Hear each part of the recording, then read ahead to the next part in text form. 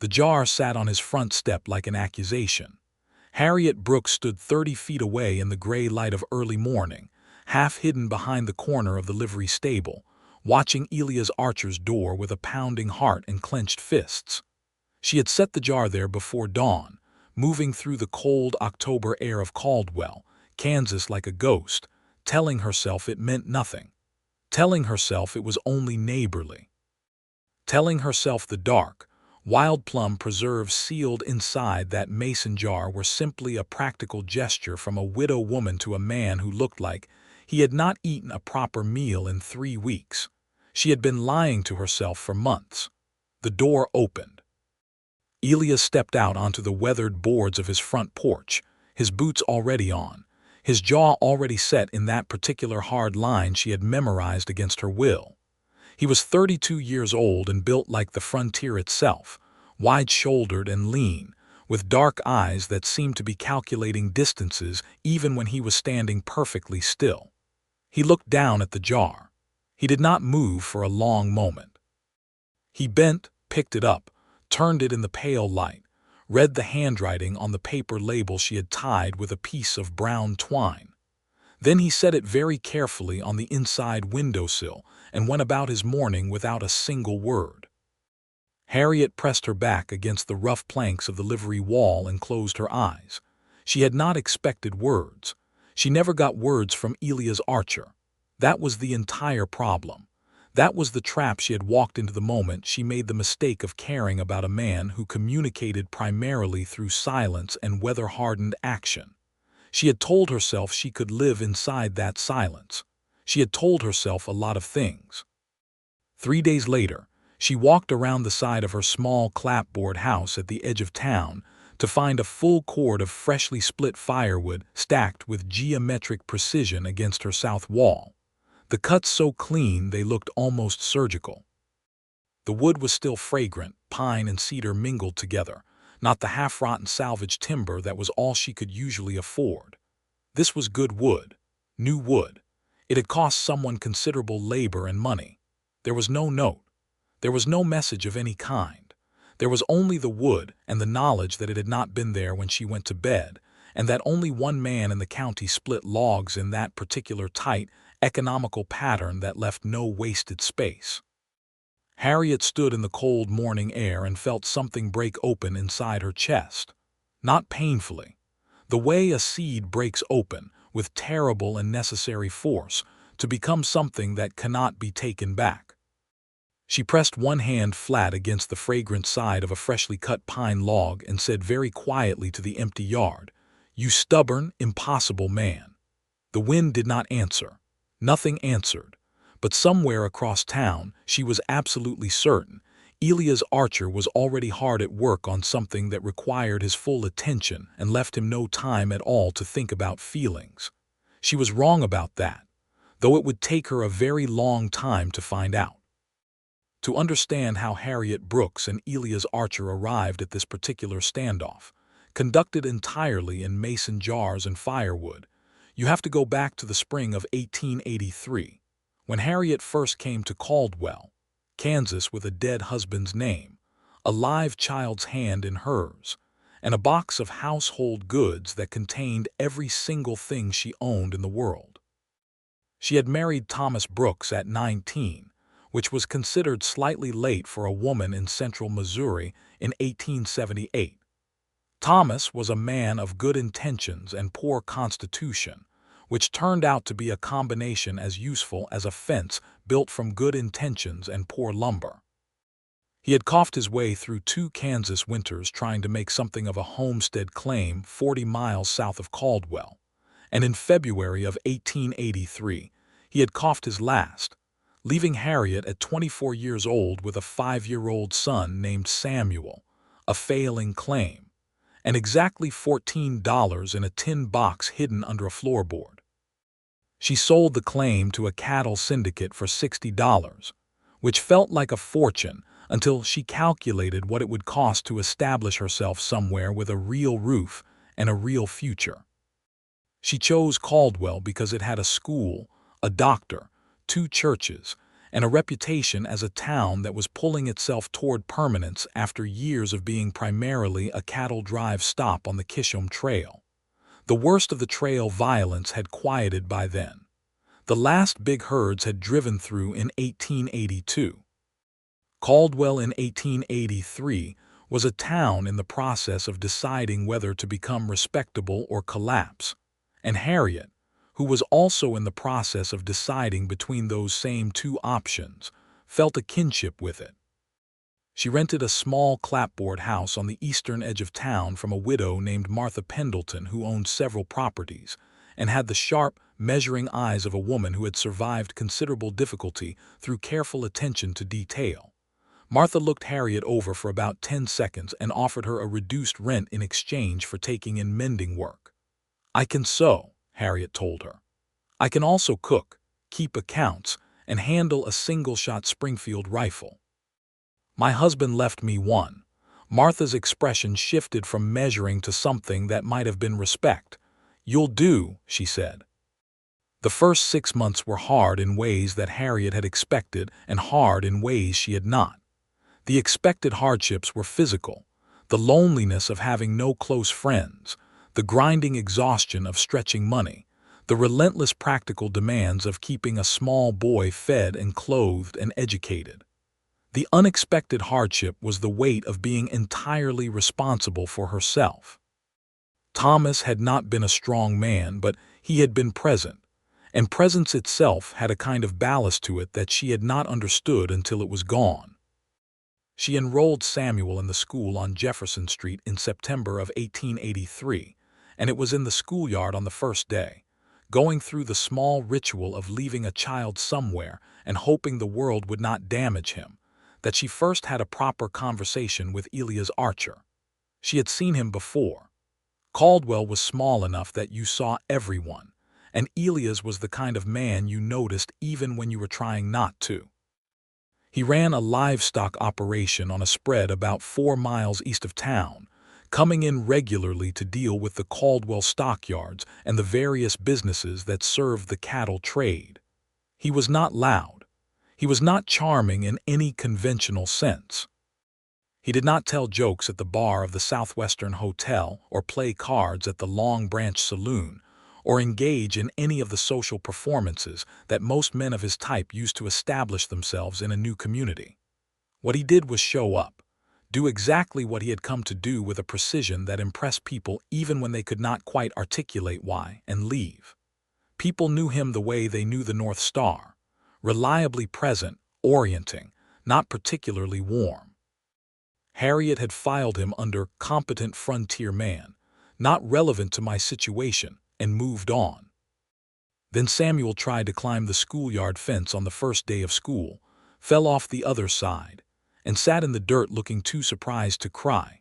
And Elias Archer, who happened to be walking past on the boardwalk, vaulted the fence in one economical motion, checked the boy over with hands that were careful and practiced, determined nothing was broken, and set Samuel back on his feet with such calm efficiency that Harriet, who had been running across the yard with her heart in her throat, arrived to find her son already upright and slightly in awe of this large, quiet man who had handled the situation as if small boys falling off fences were a routine feature of the world that simply required correct management. "He's fine," Elias told her. His voice was low and even, bruised his pride more than anything else. "Thank you," Harriet said. She was still breathing hard from the sprint. He looked at her for a moment, not the way men usually looked at women, calculating their assets and deciding whether to pursue. He looked at her the way a careful person looks at something they want to understand before they make any decisions about it. "You're the widow Brooks," he said. It was not a question. "I am Harriet Brooks and you're Mr. Archer." "Elias," he said. Then he retrieved his hat from the ground where it had apparently fallen when he vaulted the fence, dusted it against his thigh, and put it back on. "You should get him a pair of boots with better grip," he said, and walked away. That was how it started, with a falling boy and a practical observation about boots and a man who looked at her like she was something worth understanding. Harriet told herself she had noticed him only because he had helped her son. She told herself the feeling she had watching him walk away was simply gratitude. She was also still lying to herself in those early days, though she had not yet developed the deep expertise in self-deception that she would achieve by the following autumn. Over the next several months, the town's small social geography kept pushing Elias Archer and Harriet Brooks into each other's orbit. Caldwell in 1883 and 1884 was the kind of community where the same 40 or 50 people encountered each other constantly in the course of ordinary life. At the General Mercantile run by a man named Amos Wheeler, at the post office on the main street, at the two churches, at the school when parents came for the small exhibitions Mrs. Cartwright organized, and at the occasional community gatherings in the Grange Hall that passed for society in a Kansas cattle town. Harriet did not know much about Elias' history, which was itself an interesting thing. In a small community where everyone's business was known and discussed, Elias Archer existed as a kind of deliberate blank. People knew the facts. He had arrived in Caldwell in 1880, purchased a parcel of land east of town, built his operation from essentially nothing, and proved himself as a careful and reliable stockman. He had no wife. He appeared to have no family in the area. He had, as far as anyone could determine, no close friends, only a series of working relationships conducted with scrupulous fairness and minimal conversation. The dark past that everyone sensed but could not confirm remained sealed inside him like preserves in a jar. And Harriet, who had her own secrets, recognized the particular quality of that sealed silence, and found it simultaneously more interesting and more dangerous than the cheerful openness of men who had nothing to hide. She learned one piece of it by accident, in January of 1884, when she was at the post office and overheard two men talking in the low voices people use when they think they are not being heard. One of them was saying that Elias Archer had been a Pinkerton man before he came to Caldwell. The other was saying he had heard differently, that Elias had been a deputy marshal somewhere in Texas, that there had been a case gone wrong, a man killed who perhaps should not have been killed, and that Elias had walked away from the badge and the whole apparatus of law enforcement with his conscience packed up tight, and his conversation packed up even tighter. When Harriet stepped out of the post office with her letters, both men stopped talking and tipped their hats with the exaggerated courtesy of men who have just been discussing someone connected to the woman they are addressing. She thanked them politely and walked home with her mind rearranging everything she thought she knew about Elias Archer, a man with a badge in his past, a man who had perhaps made a choice under impossible pressure and carried the weight of that choice forward into every subsequent silence. She understood that weight. Thomas's death had carried its own kind of weight, not the weight of wrong action, but the weight of the choice she had not made, the choice to turn back east before the second winter when it was already clear that the claim was failing and Thomas was failing with it. And she had stayed because leaving felt like abandoning him, and staying had meant watching him die by degrees until there was nothing left to leave. Guilt and grief were not so different in their architecture, she had come to understand. They both pressed down from the same direction. She did not confront Elias with what she had heard. It was not her business, and she suspected very strongly that presenting him with a direct question about his hidden past would cause him to retreat so far into himself that she would never see anything but the surface of him again. Instead, she simply carried the knowledge quietly, like an extra stone in her pocket, and watched him with new attention. What she saw, watching with that new attention through the spring of 1884, was a man who was not as sealed off from the world as he appeared. He was careful with his horses in a way that suggested real affection, rather than mere practical concern. He always nodded to the Chinese workers at the laundry on 2nd Street when most men in town looked through them as if they were invisible. When old Mr. Delaney's barn was struck by lightning in April and half, the structure burned before the volunteer bucket brigade could stop it. It was Elias who organized the rebuilding effort with quiet, effective authority, showing up the next morning with tools and a plan, and working longer and harder than anyone. He just did not talk about any of it. He did not narrate himself. He acted, and then he withdrew, and the gap between his actions and his silence was exactly the space where Harriet fell into feelings she had not budgeted for. The first time he came to her house directly was in May of 1884, and it was for a reason so practical that she could not read anything romantic into it even if she had tried. Her fence was broken. A cattle drive had pushed through the south end of town a week earlier, and one of the strays had gone through her back fence and damaged the pen where she kept 2 laying hens. She had mentioned the fence to Martha Pendleton, who had mentioned it to someone, who had apparently mentioned it to Elias, because he appeared at her front door on a Tuesday afternoon with a toolbox and no preamble whatsoever. "Mrs. Pendleton said the fence needs fixing," he told her. "It does," Harriet said. She was floury from baking and her hair was coming loose from its pins, and she felt an intense and irrational desire to step back inside and rearrange herself before talking to him. She did not. "You don't have to trouble yourself with that, Mr. Archer." "Elias," he said, as he always did when she used the formal address, and he walked around the side of the house without waiting for her response.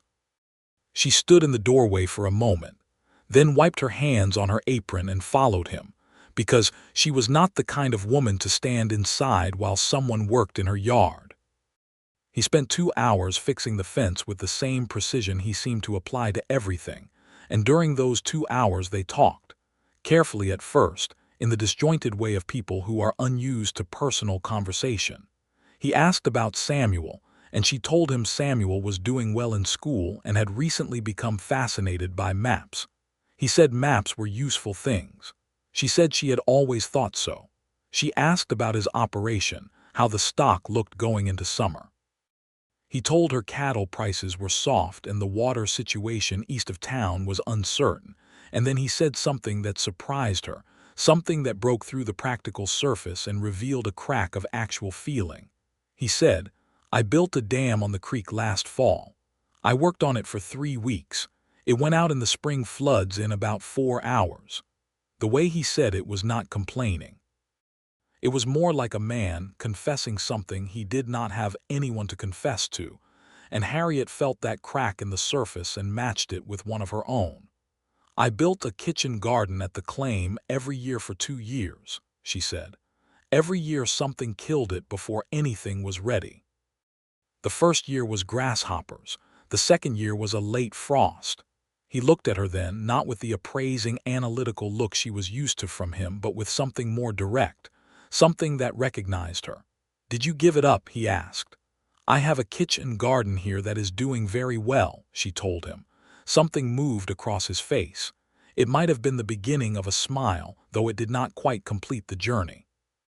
He finished the fence, accepted a cup of coffee which he drank standing up on her back porch with the economy of a man who did not permit himself to get comfortable in other people's spaces, thanked her for the coffee, and left. Harriet watched him go and told herself that what she was feeling was simply appreciation for a practical and capable man, and absolutely nothing else at all.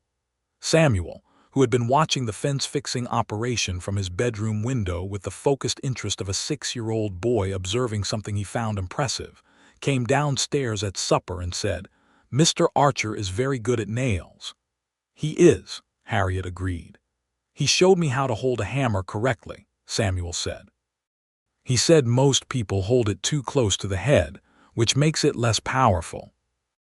Harriet looked at her son, who had clearly had an entirely separate conversation with Elias that she had not witnessed, and felt something warm and complicated settle into the space around her heart. "That's good information," she said carefully. "He said maybe sometime I could come and see his horses," Samuel reported, with the careful casualness of a child who wants something very much and is trying not to let on how much.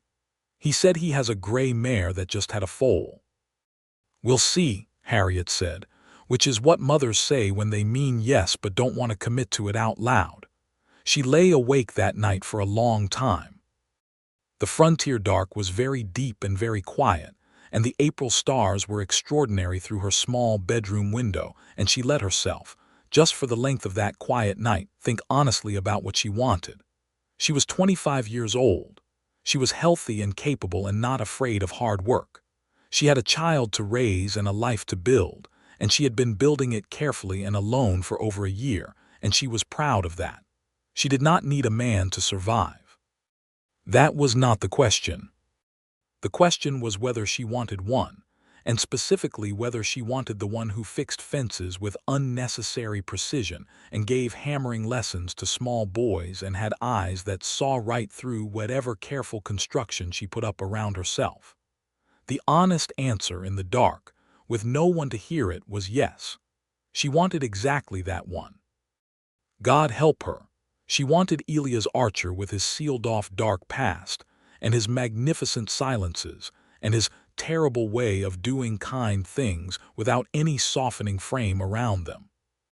Then she went to sleep and woke up the next morning and picked the whole feeling up and packed it tightly away, because wanting and having were different things, and she was not at all sure that Elias Archer wanted anything at all. The summer of 1884 had its own particular rhythm. Harriet's mending business grew steadily as word spread through town that she did careful work. She added a small sideline in preserves and baked goods, selling through Wheeler's Mercantile, and by August she was making enough money that the $14 tin box had grown into $35, and the relief of that growing margin was like being able to breathe fully for the first time in years.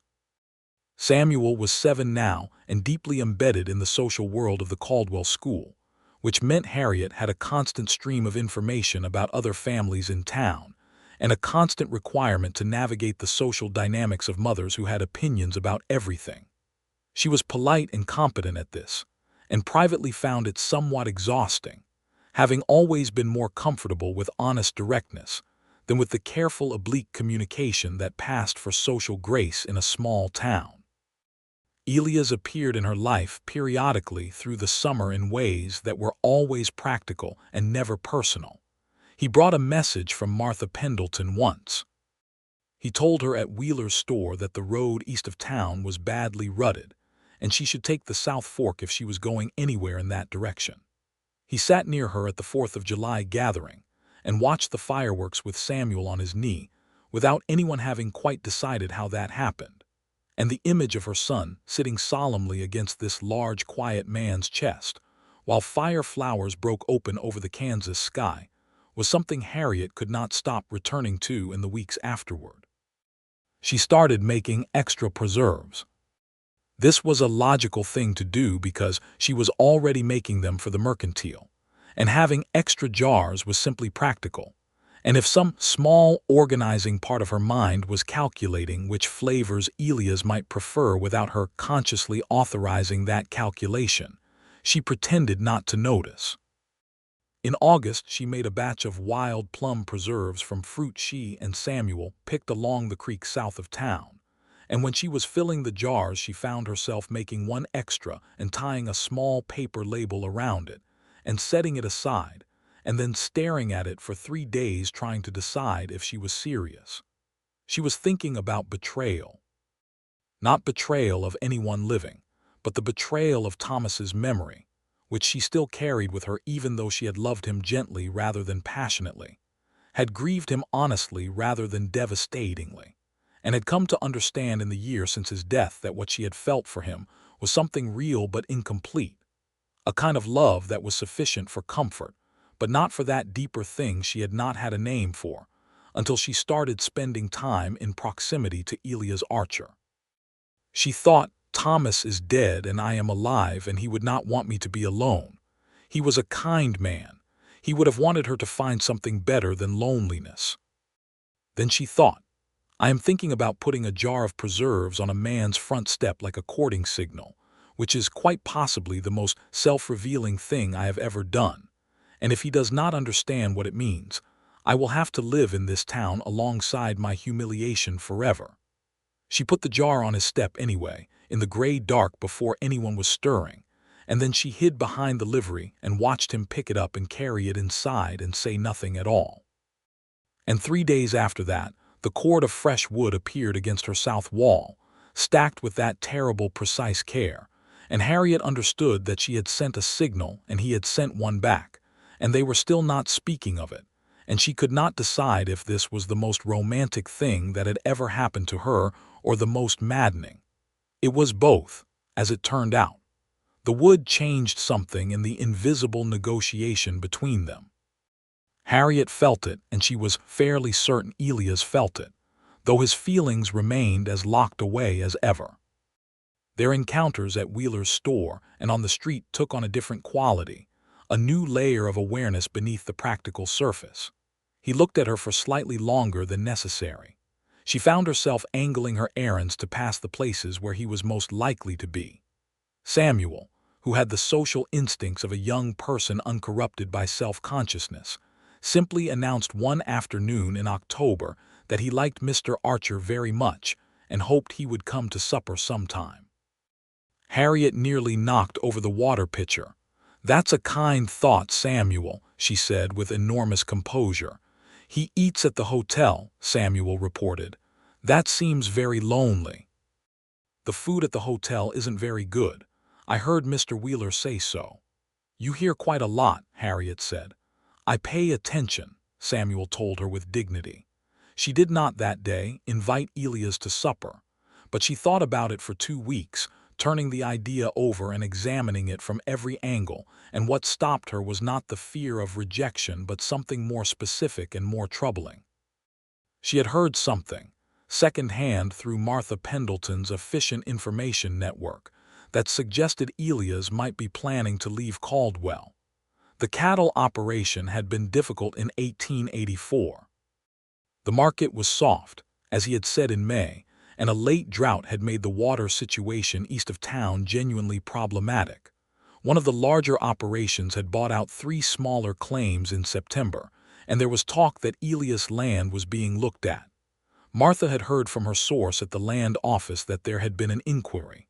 Nothing certain, nothing confirmed, but the possibility of it sat in Harriet's chest like a stone. She could not ask him directly.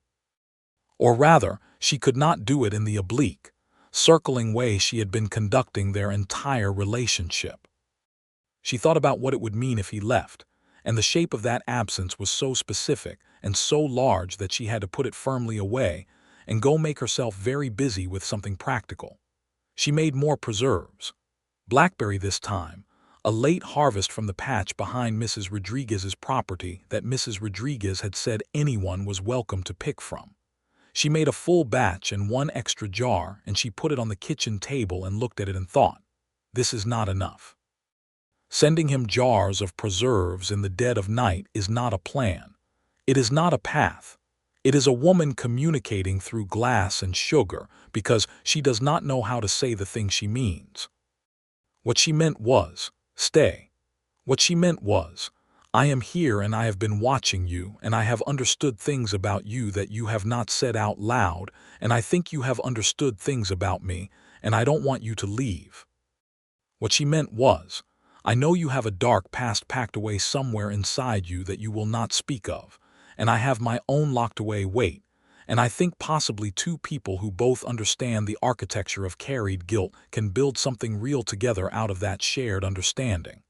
She did not put any of that in a jar of preserves. In November, the situation clarified itself in a way she had not anticipated. Elias did not leave. What happened instead was more complicated. A man arrived in Caldwell in the first week of November, riding a good horse and wearing a coat that was too nice for the road and asking questions at the Southwestern Hotel in a tone that suggested he was accustomed to getting answers. His name, which moved through the town's information network within 48 hours, was Garrett Price. He was from Abilene. He was, according to the clerk at the hotel who had a talent for gathering information, a land agent working for a cattle syndicate out of Kansas City. He was also, according to the same clerk, asking specifically about Elias Archer's land. Harriet heard this on a Wednesday afternoon from Martha Pendleton, who delivered the information with the precision of a woman who understood that her tenant needed to know.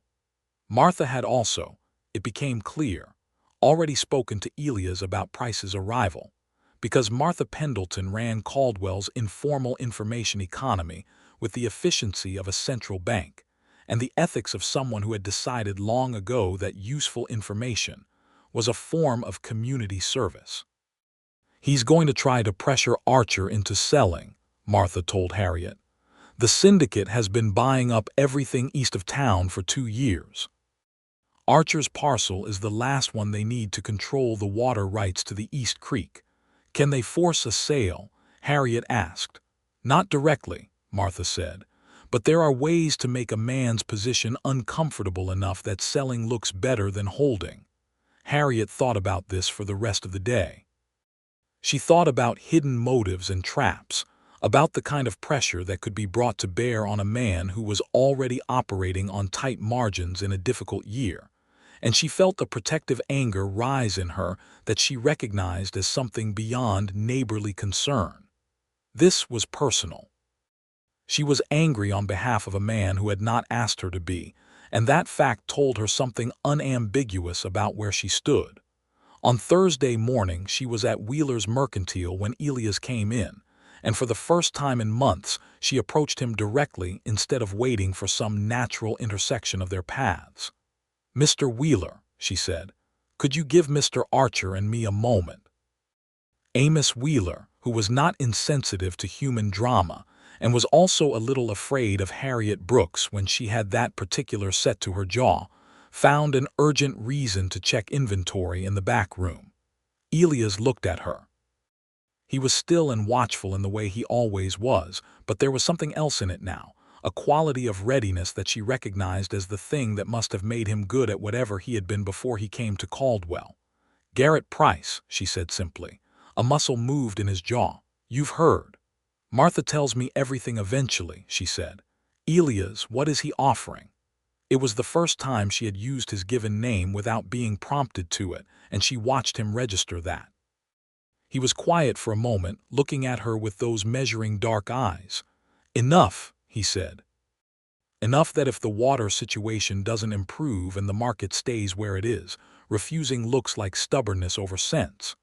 "What does it look like to you?" she asked. He looked at her for a long time, long enough that the silence became something else, something with weight and intention. "Like giving up something I'm not done with yet," he said. She understood perfectly that he was not talking entirely about land and water rights. "Then don't give it up," she said. He said nothing. She had not expected him to. She left Wheeler's store with her heart doing something unauthorized, and walked home through the sharp November air telling herself that she had simply offered encouragement to a neighbor in a difficult situation, and that was all.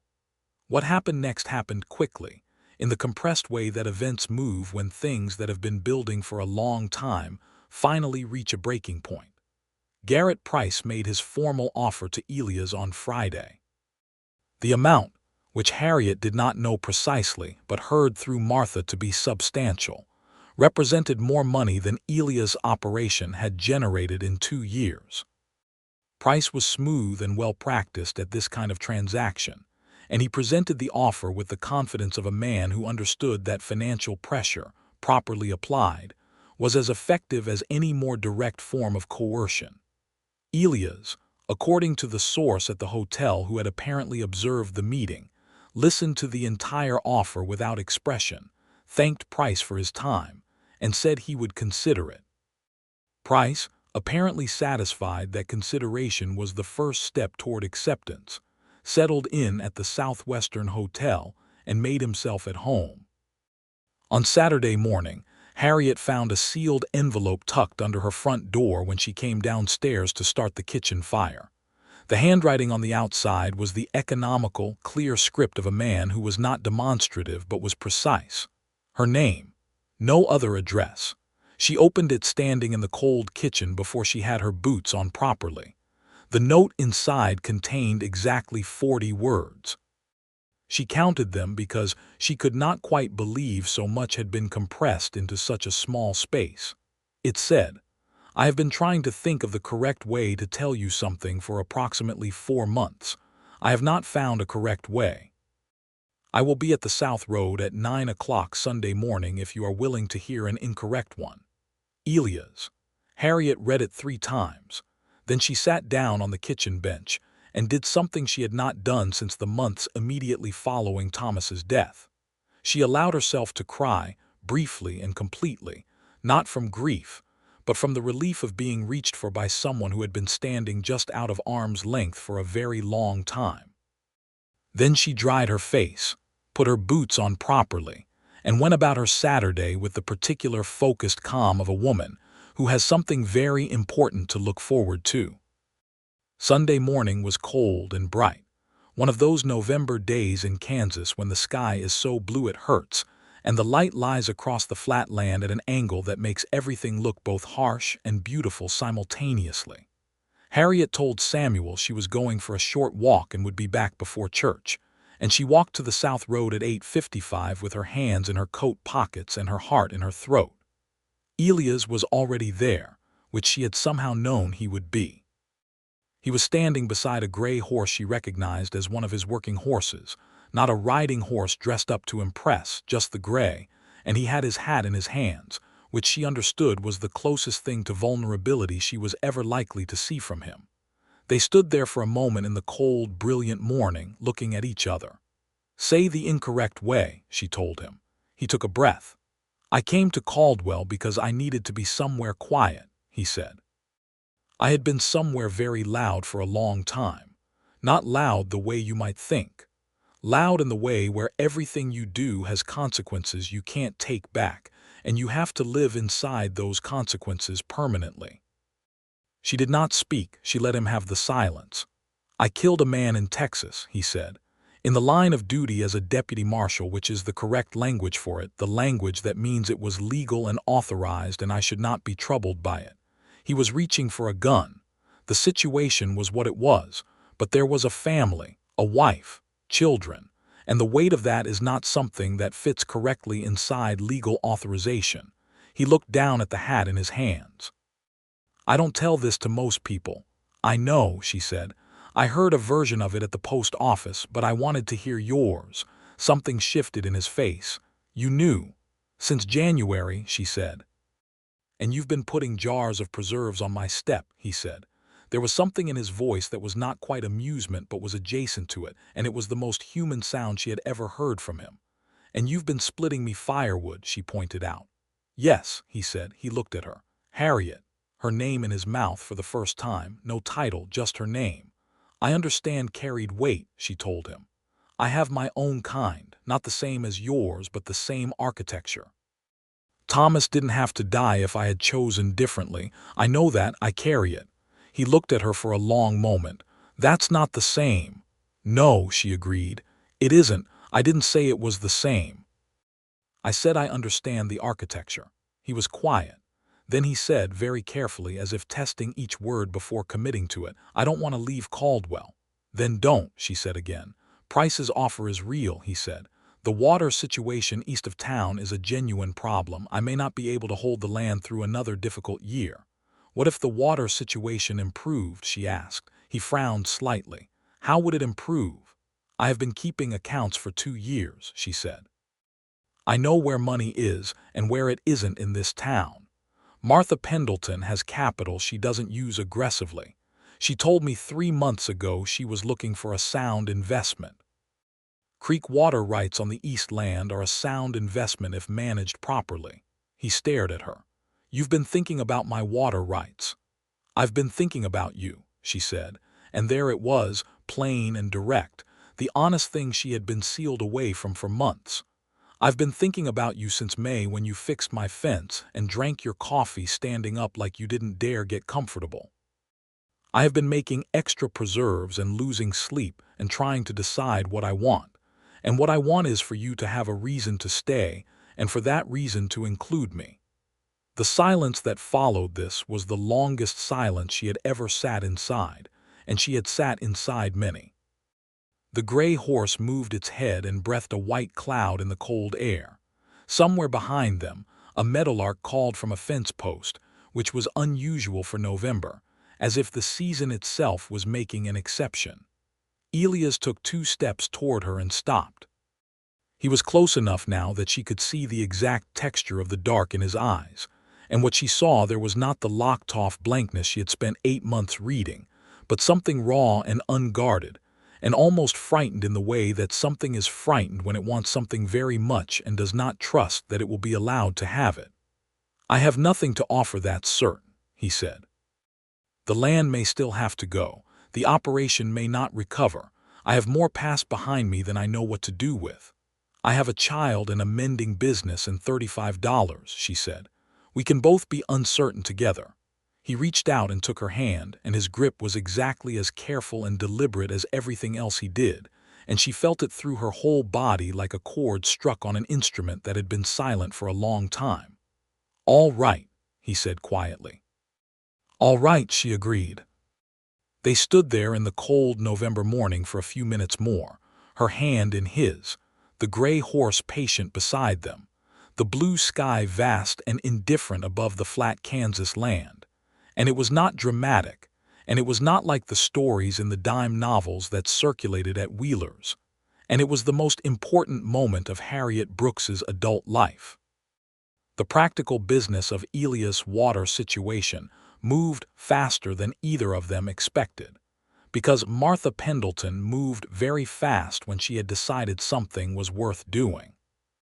Harriet spoke to her on Monday, laid out the investment case in clear terms, and Martha listened with her sharp measuring eyes and then said, "I've been waiting for someone to explain this to me correctly for 2 years.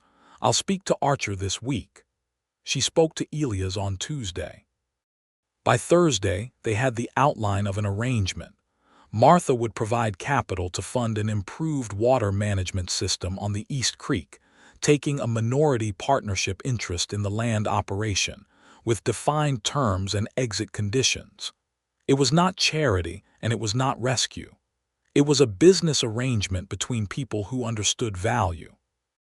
Elias accepted it with the particular dignity of a man who does not find it easy to accept help, but who can recognize the difference between a trap and a genuine offer. Garrett Price waited 3 more days for an answer, got one on Friday, and rode back to Abilene with the air of a man recalibrating for a longer game. He was not done, and everyone knew it, but he was done for now, and for now was enough.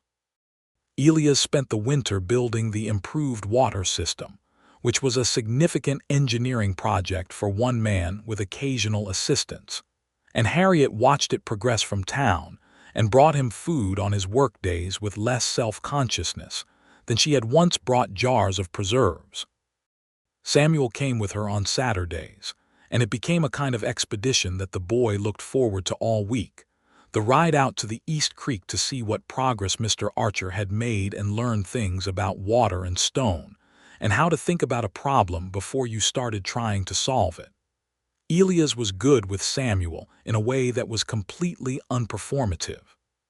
He did not try to charm the boy or make himself appealing. He simply included him, as if Samuel's presence was a fact of the landscape that required accommodation rather than effort. And Samuel, who had been without a significant adult male in his life for almost 2 years, responded to this with a deep and uncomplicated trust that Harriet found almost as affecting as everything else about the situation. She and Elias were finding their way toward each other in the particular, careful way of 2 people who have both been burned, and are therefore measuring the heat before they step any closer. Their courtship, if it could be called that, was deeply practical on the surface and deeply emotional underneath. Long conversations on his porch or her kitchen table about water management and cattle prices and Samuel's education and the political situation in Kansas, and what they each thought about the future in this territory that was still deciding what it was going to be. Beneath the practical surface, in the spaces between words, other things were being said. He learned to stay for supper without treating it as an imposition.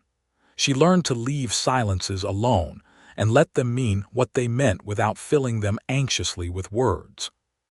He learned that she was sharper and funnier than she let most people see, and she learned that his silences were not absence but a form of presence, that he was fully there even when he was not speaking, that his attention was something he gave completely even when his face did not show it. In January of 1885, he kissed her for the first time, standing in her kitchen doorway after supper on a Saturday with Samuel already in bed and the lamp burning low and the Kansas cold pressing against the windows. It was brief and careful, both of them slightly startled by their own willingness. Then he stepped back and looked at her with those dark, unguarded eyes, and she thought, "There it is. There is the thing I have been waiting to see." "I should go," he said. "You should," she agreed, not meaning it. He went anyway because he was careful about things, and she stood in the kitchen doorway feeling the cold air from outside and the warmth from inside and thinking that this, exactly this, was the border between what had been and what was going to be. He proposed to her in March of 1885, on the East Creek property where the water management work was nearly finished, the dam rebuilt stronger than before, and the new channel cut to direct flow through the drier months. He did it the way he did everything, directly, without decoration, with complete seriousness. He said, "I want to marry you, Harriet. I want Samuel to have what I didn't have, which was someone steady. I want to build something that lasts. I know what I'm asking and I know what I'm offering isn't certain, but I think we are both people who can work with uncertainty, and I would rather work with it beside you than away from you." It was the longest speech she had ever heard from him.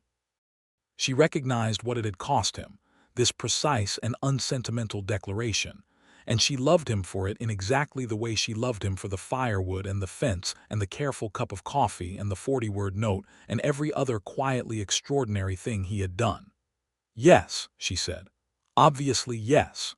The corner of his mouth moved. The almost smile completed itself briefly, and it was worth every jar of preserves she had ever made. They married in May of 1885 in the small Methodist church on Jefferson Street in Caldwell, Kansas, with Samuel standing up front beside his mother with the solemn air of a 7-year-old who understands that something important is happening and wants to be equal to it. Martha Pendleton was there in the front pew. Amos Wheeler was there.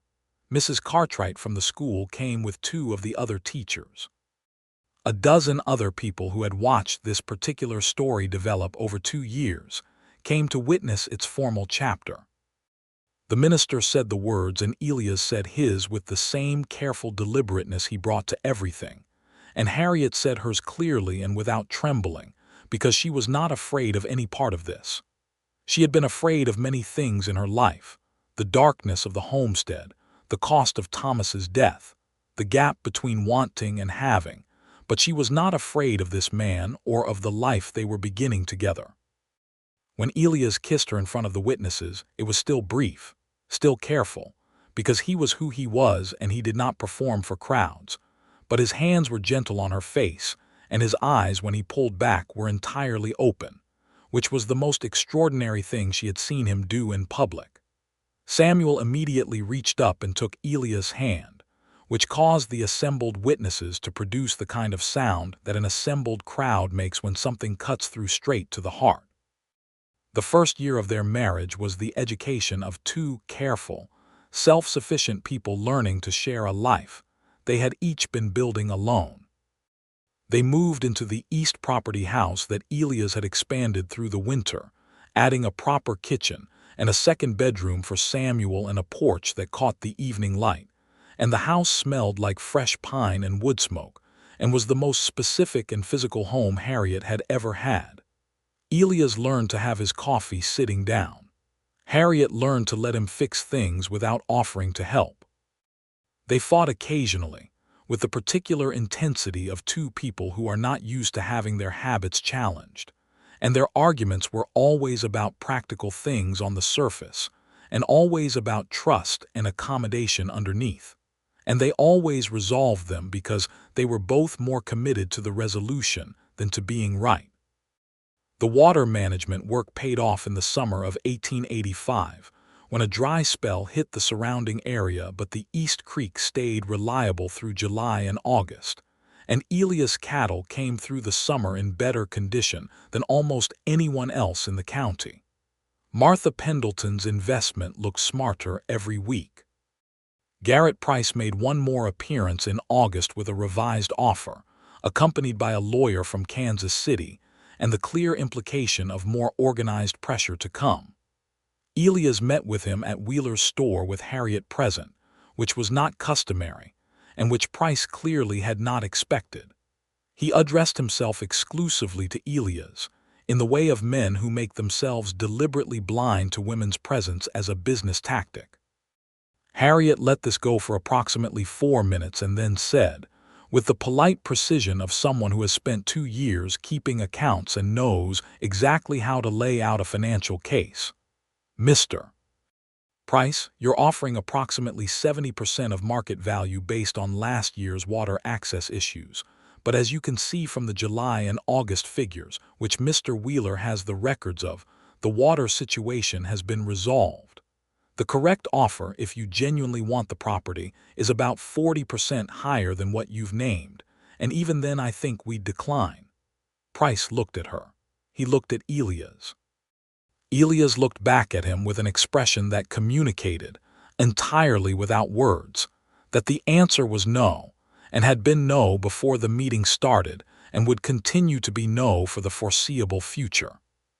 Price left Caldwell for the last time in September of 1885, and Harriet thought she might have seen something like pride on Elias' face as he watched the man ride out, though she could not be entirely certain because with Elias you were always partly working from inference. In the fall of 1885, Harriet discovered she was expecting. She told Elias on a Tuesday evening after supper, straightforwardly, without ceremony, because that was their way. He was quiet for a moment, and then he set down the piece of harness he had been working on and looked at her with an expression she could not immediately categorize. "Good," he said. Then, after another moment, "Are you well?" "Very well," she said. "Good," he said again, and he picked up the harness and then set it back down and came around the table and put his arms around her, which was not a thing he did impulsively, and held her for a long time. She felt his heartbeat against her cheek and thought, there it is again, the thing underneath the surface, the thing that is always there even when he is not showing it. Their son, born in June of 1886, was named Thomas after Harriet's first husband, which was Elias' suggestion, and which moved Harriet to the kind of tears she rarely permitted herself. He was a solid, healthy boy with Harriet's coloring and Elias' watchful dark eyes, and Samuel, who was 8 and had been preparing for this event with the intensity of a child taking on a significant responsibility, took his brother-keeping duties extremely seriously from the first hour. Thomas Archer grew up with 2 brothers. Eventually, because in 1888 Harriet delivered a second son they named James, small and loud and nothing like his quiet father, which delighted Harriet endlessly, and the house on the East Creek property that Elias kept expanding as necessity required became the kind of home that Harriet had not known she was building toward when she packed her $14 and her 5-year-old and her box of household goods and came to Caldwell to begin again. Samuel grew up and took an interest in the law that surprised no one who knew the shape of his history, raised by a mother who kept meticulous accounts and a stepfather who had once been a lawman, and carried the weight of that past into a precision about justice that infected everything he touched. At 16, Samuel was the most serious young man in the Caldwell school, and at 18 he left for Kansas City to study with a lawyer there, writing home with the regularity of a person who understood that letters were a form of showing up. The weight Elias had carried from Texas did not disappear. It was not that kind of weight.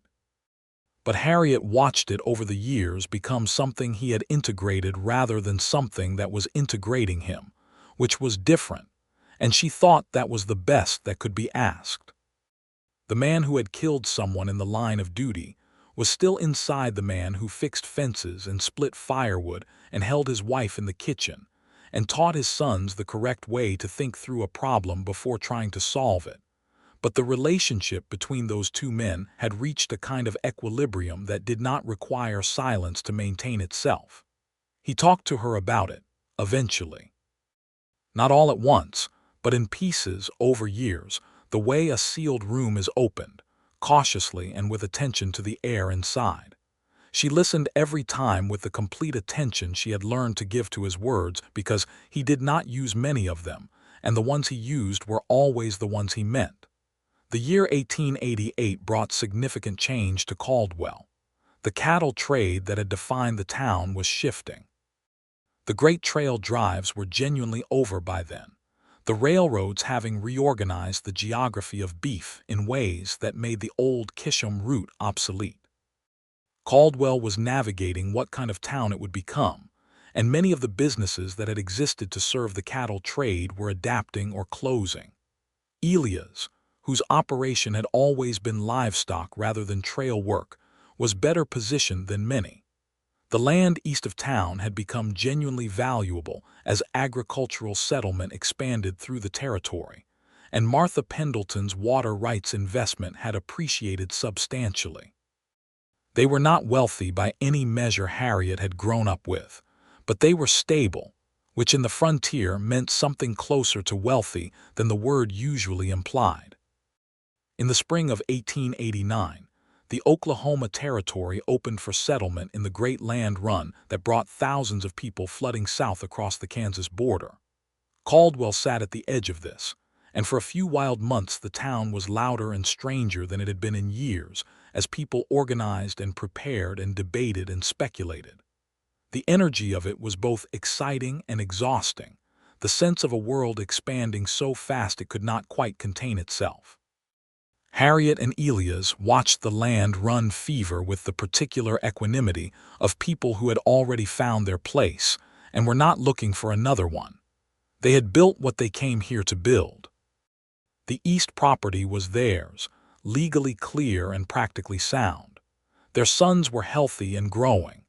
Samuel was writing from Kansas City with increasing competence and decreasing homesickness, which meant he was building his own life rather than regretting the distance from theirs. There was an afternoon in October of 1889 when the land rush excitement had faded to ordinary life again, and the Kansas autumn was doing the specific thing it did in that country, pouring gold light sideways across the flat land in the late afternoon, when Harriet was in the kitchen making preserves, and Elias came in from the yard and stood in the doorway. She was standing at the stove, stirring a batch of late plum preserves, the same dark wild plums she had made the first time, and the smell of them was the specific smell of the first brave gesture she had made toward him, the jar on the step in the early morning dark, the watching from behind the livery wall, the long stupid wait for a signal back. He had gotten still in the doorway in the way he did sometimes, noticing something, processing it, and she turned and looked at him. "What?" she said. "Nothing," he said, but he was looking at the preserves. She watched the recognition move across his face, the same recognition she was feeling, the echo of that first moment folding back into this one. 6 years from that October morning to this one, and what had been built in the space between them. "You should know," he said from the doorway, with the particular careful deliberateness of a man who has learned over 6 years to say the things that needed saying instead of leaving them sealed away, that the cord of wood was not sufficient. She stared at him. "I beg your pardon. As a response to the preserves," he said, "it was not sufficient. I knew when I was stacking it that it was not enough to say what I meant. I wanted to say more and I didn't know how." She set down the wooden spoon. "Elias Archer," she said, "you have been carrying that for 6 years. It seemed worth addressing." She crossed the kitchen and took his face in her hands, her preserved sticky hands, leaving small plum marks on his jaw, and she was laughing and something else simultaneously. "What did you mean to say?" she asked. "With the wood." He put his hands over hers. "That you were the most interesting thing that had happened to me in a very long time," he said. "That I had been watching you manage your life with a precision and a courage that I found extraordinary. That the jar of preserves was the first thing someone had given me that was not a transaction in 5 years, and I did not know what to do with it." He paused. "And that I did not want you to be cold." She kissed him, sticky hands and all, and he kissed her back in the way he had learned over 6 years of practice, which was no longer brief or careful but long and complete and entirely present. Thomas, 3 years old and aggressively interested in everything, came into the kitchen at that moment and demanded to know what they were doing. "Being in love," Harriet told him. He considered this with the suspicious expression of a 3-year-old encountering an abstract concept, found it insufficient, and asked if he could have some of the plum preserves. Elias, with the straightest face she had ever seen on him, said, "Those are spoken for." Harriet laughed so hard she had to sit down, and Thomas looked between his parents with the baffled expression of a child who was certain something important was happening, and equally certain he would not understand it for many years yet. He was right about both things. In the spring of 1890, Martha Pendleton came to them with a proposition. She was 71 years old and in better health than most people half her age, but she had begun thinking about the disposition of her properties, and she wanted to formalize the partnership that had existed informally between her capital and Elias' operation for 5 years.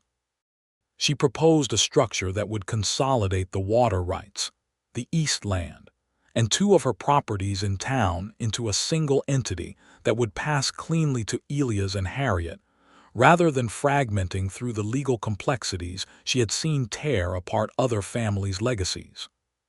She laid this out at their kitchen table on a Sunday afternoon with the direct efficiency of a woman who had been making hard practical decisions for 50 years, and when she was done, she looked at Harriet and said, "You're the only person in this county I trust to keep it organized properly."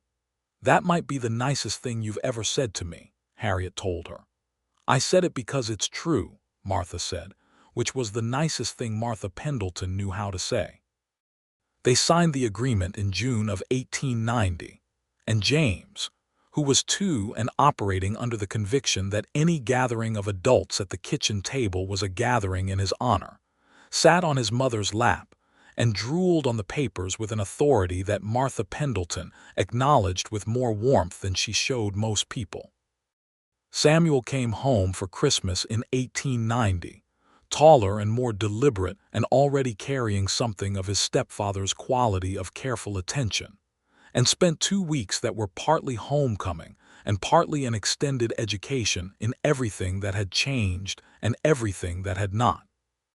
He and Elias spent a great deal of time in the barn, talking in the way they had always talked, in long, unhurried exchanges between tasks, and Harriet would hear the low sound of their voices through the wall, and think that this, too, was something she had not known she was building, this quiet conversation between a man who had needed a father and a man who had needed a son. On Christmas Eve, with the 4 of them around the table and the smell of pine and candles and the food Harriet had been preparing since morning, Samuel raised his glass of cider and said, "To the family that built itself out of what it had." Elias looked at his stepson for a moment with those dark, open eyes. "We had good material," he said quietly. And Harriet looked around the table at her oldest son who was becoming a man, at her 2 small boys who were becoming themselves, at the husband who had communicated his entire heart through firewood and silence before he learned to use words, and she thought about the woman who had stood in the gray October dark with a jar of plum preserves and a forbidden hope and a heart she did not know what to do with. That woman had been brave enough to put the jar on the step. That was all. That one small brave thing, and this whole life had grown from it. She thought, if I could go back and tell her something, I would tell her nothing. Let her be afraid. Let her be uncertain. Let her stand behind the livery wall and watch him pick up the jar and carry it inside. All of that was necessary. All of that led here. The winter of 1890 settled over the East Kansas land with the deep blue cold that was specific to that country, and the house on the East Creek property was warm with the wood that Elias split with the same precise efficiency he had always brought to it, stacked against the south wall in the same tight geometric pattern that Harriet had recognized that first October morning. She told him once that she had recognized his work by the way he stacked it.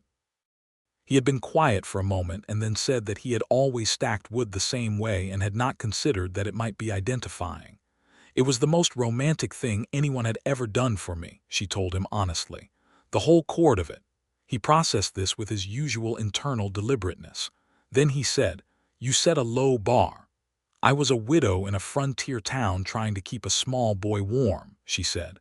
"A cord of fine wood was an extravagance." "It was not fine wood," he said. "It was the best wood I could cut." There it was. That was always how it was with him. The thing he had not said in October of 1884 was in the thing he said in December of 1890. The same thing, it had always been the same thing. The best he could do, offered without announcement, laid against the wall for her to find. She had been finding it ever since. She expected she would keep finding it for the rest of her life. The spring of 1891 came to the Kansas plains with the particular violence of that season in that country. Hailstorms and wind, and the spectacular terror of a tornado that went through the north end of the county and left its mark on 2 farms and 1 stand of cottonwoods without touching any person. And then the sudden sweet reversal when the land opened itself, and the grass came up green, and everything smelled like beginning. Thomas turned 5 that June and began school in September, following his older brother's path to Mrs. Cartwright's classroom, which was still Mrs. Cartwright's classroom because Mrs. Cartwright was a permanent feature of the Caldwell educational landscape, undefeatable by time or changing school boards. Samuel had moved on at 18 and would not recognize himself in the small, solemn boy who took his seat in the same room. But Mrs. Cartwright recognized the family in the child's eyes and told Harriet that Thomas had his mother's precision and his father's watchfulness, which would make him either a very good judge or a very effective outlaw. Harriet relayed this to Elias, who said he hoped for the former. James, at 3, remained committed to the conviction that the world existed primarily as a stage for his opinions, and adjusted this conviction not at all in response to any evidence. He was the loudest archer and the most impractical and the most purely joyful, and Harriet loved him with the particular helpless love that a very serious person has for a child who is constitutionally incapable of being serious. Elias, she noticed, found James as endlessly baffling and as endlessly entertaining as she did, and their youngest son had the ability to coax something that was, definitively, actually a smile out of Elias with a frequency that no one else in the world could match. By 1892, Caldwell had settled into the shape it was going to keep. The wildest years were fully behind it. The cattle trade was a memory, and the agricultural future was the present. The East property was producing steadily. The water management work that Elias had built and rebuilt and improved over 7 years now, functioning reliably enough that even the dry summers that troubled the surrounding area did not threaten it. Harriet ran the books for the operation with the same meticulous clarity she had brought to the mending business, and the preserves business, and every other practical enterprise she had taken on.